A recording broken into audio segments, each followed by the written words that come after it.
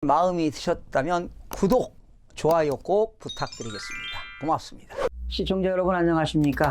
김동수입니다. 이 시간에는 한국 경제는 복합 위기이다, 이런 내용과 환율 불안, 원화 가치 계속 하락할까, 이런 내용을 가지고 여러분들과 함께 알아보는 시간을 갖도록 하겠습니다.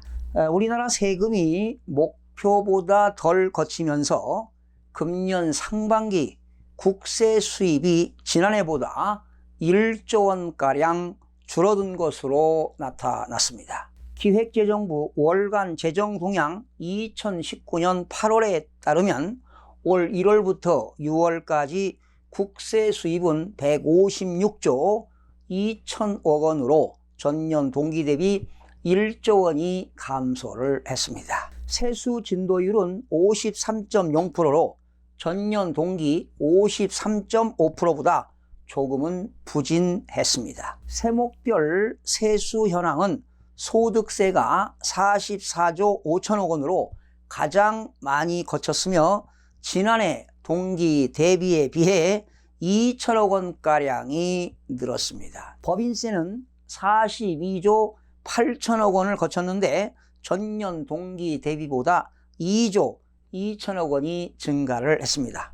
반면 부가가치세는 34조 5천억 원이 거쳤으나 전년 동기 대비 2천억 원이 줄었고, 교통세 9천억 원, 관세 5천억 원 정도는 전년 동기에 비해서 덜 거친 걸로 나타났습니다. 대기업 실적 호조 덕에 지난 3년간 누렸던 세수 호황도 이제는 끝나가고 있습니다. 경기 부양을 위해 올 상반기에 연간 재정 지출의 65.4%를 집행했는데요. 세금 수입은 작년보다 줄어들자 상반기 관리 재정 수지 적자가 59조 원을 훌쩍 넘어 통계 작성 후 최대를 기록했습니다.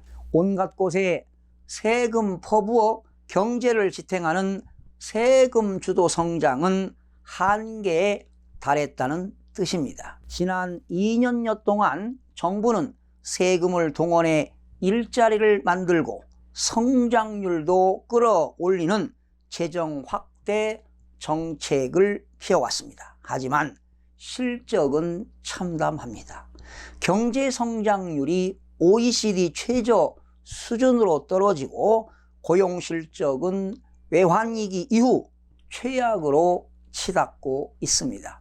경기는 침체 국면에 접어들고 자영업과 서민 경제는 붕괴 직전까지 갔습니다. 세금 주도 성장이 돈만 쓰고 별 성과를 내지 못했다는 점이 분명해졌습니다. 정부가 그토록 요구했던 추경 예산 6조 원도 다 집행해 보았자 성장률은 0.1포인트 끌어올리는 정도의 효과밖에는 없습니다. 올해 경제 성장률이 1%대로 주저앉아 10년 만에 최저를 기록할 것이란 비관적인 전망까지 나오고 있습니다. 이런 일이 벌어진 것은 정책, 제도 측면의 경제 활성화 조치가 수반되지 않는 채 세금만 일방적으로 뿌리는 반쪽 정책에 그쳤기 때문입니다.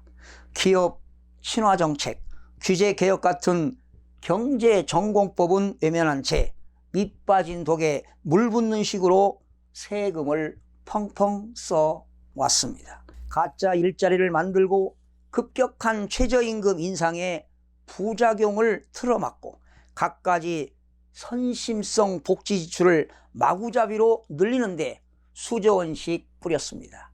기업 활력과 시장의 역동성을 죽여놓고 세금만 푼다고 경제가 활성화될 수는 없습니다. 그 결과 돈은 돈대로 쓰면서도 경제 성과를 못 내는 재정 악화, 경기 부진의 이중고를 자초한 것입니다. 한국은행이 2019년 7월 기업경기 실사지수 BSI를 발표했는데요. 기업들의 애로사항을 살펴보니까 첫 번째, 내수 부진이 무려 23.7%가 되겠고, 불확실한 경제 상황이 18.2%, 세 번째 경쟁 심화가 8.9%, 네 번째 인력난과 인건비 상승이 8.4%, 다섯 번째 역시 기업들의 자금 부족이 8.4%, 여섯 번째 수출 부진도 8.4%. 그래서 가장 문제가 되는 것은 국내에서 내수 부진이 가장 크나큰 문제가 되는 것으로 나타나는데요. 이렇게 어려운 상황에 일본의 무역 보복, 미중 간 무역 통화 전쟁 등 쓰나미급 대형 악재들이 줄줄이 대기하고 있습니다. 이 대회 리스크가 본격화될 것에 대비해 방만한 씀씀이를 줄이고 재정 여력을 확보해 놓아야 할 것입니다. 지금의 복합 위기는 정부가 세금을 풀어 성장률을 올리는 것으로 막아질 것도 아닙니다.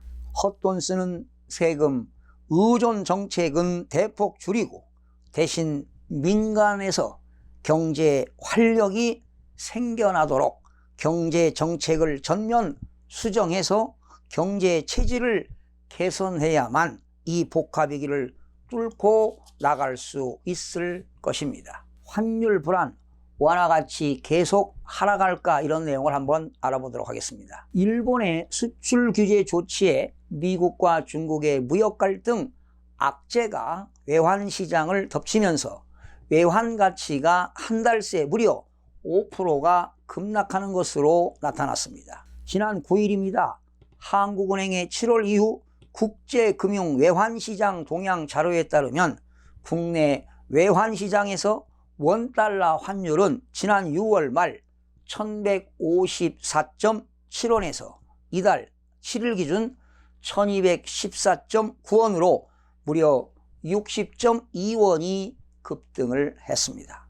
달러 대비 원화 가치가 약 5%가 하락한 것입니다. 안전자산 선호로 엔화가 강세를 나타내며 원, 엔 환율도 같은 기간 100엔당 1072.4원에서 1143.7원으로 무려 71.3원이 뛰어 올랐습니다. 엔화 대비 원화값은 6.2% 급락해 달러 대비 원화값보다 낙폭이 컸습니다. 원화 가치가 급락한 건 지난달 불거진 일본의 수출 규제 조치로 원화 약세 기대감이 고조된 가운데 미국과 중국의 무역 갈등까지 다시 격화된 영향입니다. 특히 중국의 위안화 환율이 1달러에 7위안대를 넘어선 게 결정적인 요인으로 작용을 했습니다.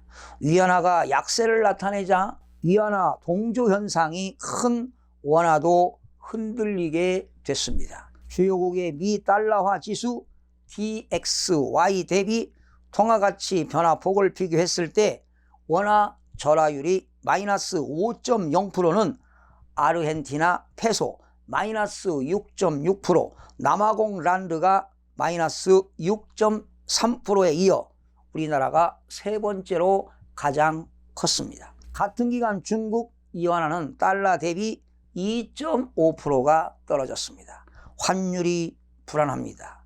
어제와 그제 안정세를 보였다지만 원화 가치는 올해 들어 무려 10%가량 하락을 했습니다. 아르헨티나를 빼면 주요 20개국 중 최악의 성적표입니다.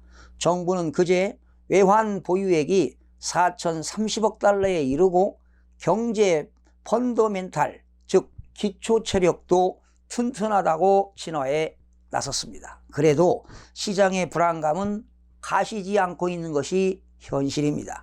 달러 예금과 금을 찾는 투자자들이 줄을 잇고 있습니다. 원화 가치가 더 떨어질 것으로 예상한다는 뜻 아니겠습니까?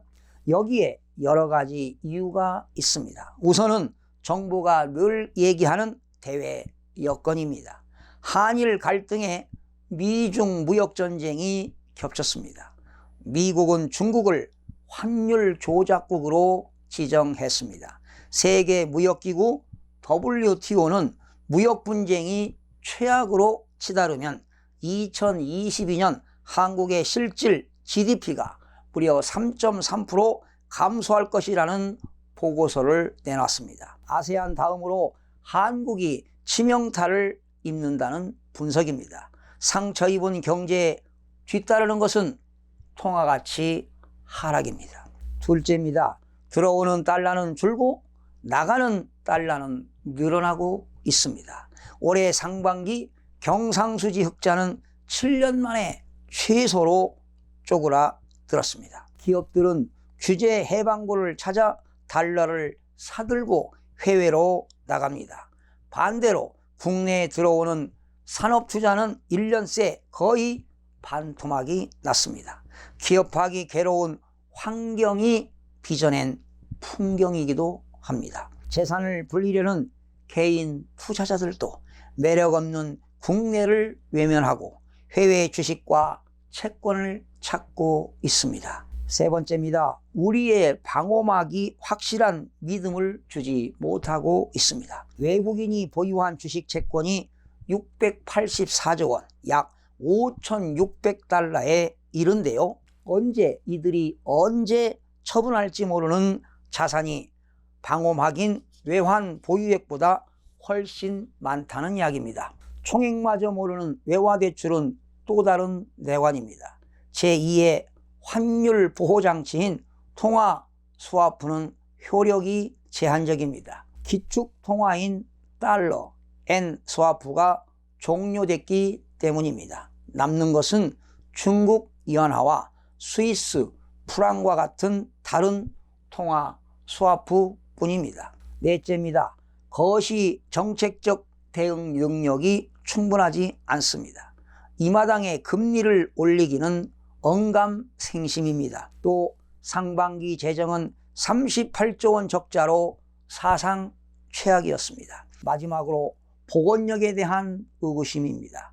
통화가치가 떨어지면 가격 경쟁력이 올라 수출이 늘고 달러가 들어와 통화가치가 제자리를 찾아갑니다. 2008년 금융위기 때도 이런 과정을 거쳐 원화가치가 회복되었습니다. 하지만 지금은 상황이 다릅니다. 중국 제품의 경쟁력이 턱 밑까지 쫓아왔습니다. 원화가치가 떨어져도 예전만큼 수출이 잘 되기를 기대하기는 어려운 사정입니다. 원화가치가 폭락하면 물가가 치솟습니다.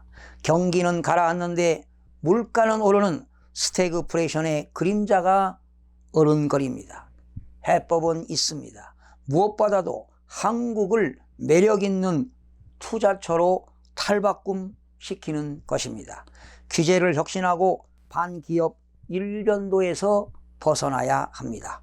그 효과는 외국 기업을 불러들이고 나가려던 국내 기업을 되돌려 달러를 유입시키는 데 그치지 않습니다. 국내 생산과 수출이 늘 것이고 일자리가 증가할 것입니다. 기업이 활력을 얻으면 외국인 주식 투자까지 불러들일 수 있습니다. 일석사조가 되겠습니다. 망설일 이유가 전혀 없습니다. 더불어 정부는 구체적인 환율 대책을 내놓아야 합니다. 그저 펀더멘탈이 튼튼하다고만 해서는 시장의 신뢰를 얻기는 부족합니다. 주식에 대한 공매도 규제를 강화하고 자사주 매입 규제는 완화하겠다고 한 것처럼 구체적이고 실효성 있는 방안을 내놓아야 원화 가치가 안정될 것입니다. 지금 우리는 외교 안보와 경제에 걸친 복합 위기를 맞고 있습니다. 수출 대기업조차 하루하루가 초긴장 상태이고 금융시장은 연일 살얼음판입니다. 정부와 한국은행뿐만 아니라 민간 부분까지 올해 경제 성장률 전망을 내려잡고 일각에서는 1%대로 추락을 걱정하고 있습니다. 수출과 투자 부진이 성장 둔화로 고스란히 반영되고 소비도 위축될 조짐입니다. 미국과 중국의 무역 전쟁은 환율 전쟁으로 확산되면서 세계 경제를 흔들고 있습니다. 일본의 수출 규제 강화 등 외교 갈등에 대한 경제 보복까지 더해져 대내외 여건은 사면 초과입니다. 이런 상황에 각 부처 장관들이 혼신을 다해서 할 일은 첫째도 둘째도 경제 살리기라고 할 수가 있습니다. 불필요한 규제를 완화하고 현장에서 부작용이 발생하면 지체 없이 정책 방향을 수정해서 경제 발전에 기여해야 할 것입니다. 시청해 주신 여러분 대단히 고맙습니다. 최선을 다하겠습니다. 내일 아침에 찾아뵙겠습니다.